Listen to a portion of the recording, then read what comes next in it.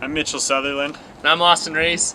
This is a wake surfing board that me and Mitch made. The whole idea kind of came from us boating with our families and spending way too much time wake surfing and not enough time wakeboarding. So we wanted to do something that would give wake surfing a little bit more of a thrill factor and make it a little bit more enjoyable. So that's kind of what we came up with. When we started, neither of us knew anything about making a surfboard, and so we did a lot of research, looking at different forums, watching a lot of different videos, and then we just started practicing on different materials that were suggested.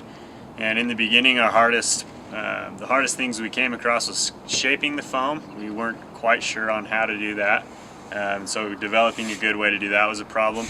And then also there's a wooden stringer that we ran down the middle of our board, and when we first glued it together with some of the glue that was suggested, the glue expanded more than we accounted for, and it warped the board and glued it to the floor. And so by the time we got it pried up, we decided just to take what we'd learned from those mistakes and go forward and just scrap that one and start making new ones. So a couple things we did to be able to help us get the desired ride out of the board. We made it 4 feet 8 inches, so that makes it so it's playful. It can be moved around easily, easy to pop on. We gave it a 2-inch rise right here on the nose and a 1-inch rise on the tail, which gives it a nice continuous rocker shape throughout, again helping it be playful. But we threw on a bigger fin right here to help make it a little bit more stable for us while we're riding. All in all, I think we've been able to get something that we really like, and I feel like it rides really well. Definitely. The construction was pretty straightforward once we developed the process that we wanted to go through to make it. So we took a wooden stringer, cut it to the shape of the rocker that we wanted, and then we glued 2-inch EPS foam onto the sides of that stringer, and then we shaped it, we cut it down, shaped it, sanded the rest of the foam into the shape that we wanted it to be in the end. And then we took 6-ounce fiberglass cloth and laid it across. We did 3 layers on bottom and on top, alternating each one. So we did 1 on bottom and then 1 on top. We used an epoxy to seal it, and it came out with a nice rigid surfboard that doesn't have any, doesn't ding up or get dense. It's good and solid, but it's also really lightweight and allows for good maneuverability. And then we took some straps, we sewed some Velcro together and used some plastic loops in order to make a reinforced Velcro strap that can be adjustable or removable. We put threaded inserts and then brass screws into those threaded inserts to secure the straps, and those can come in and out. You can ride with them in or with them out.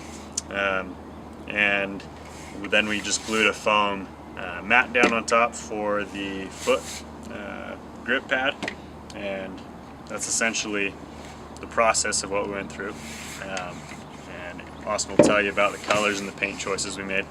So what we wanted with this is a more minimalistic design. A big thing in wake surfing and wakeboarding right now is to have lots of loud prints and loud colors. So we went with something simple, just color blocking patterns right here. Blue is very symbolic of stability and calming, so we wanted something like that, obviously on a surfboard. And then red is also known as a power color. So the combination of power but stability, to me, feels like something that should be on a surfboard.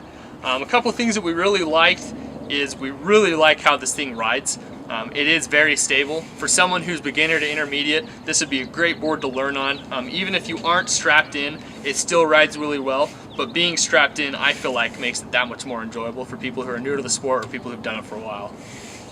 Absolutely. So we were pretty happy with the turnout of the board. We're pretty excited to have something turn out that worked as well as this did for not knowing really anything in the beginning. And so taking that product just from an idea to making an actual product that we could use was really exciting for us, and it turned out to work really well. One thing we've discussed, probably the biggest thing that we would change if we were to make another one, is the straps are a little bit uncomfortable. We'd probably sew in softer lining or adjust those, alter them in some way, but we still are set on the fact that we want them to be removable so that you have the option to use them or not.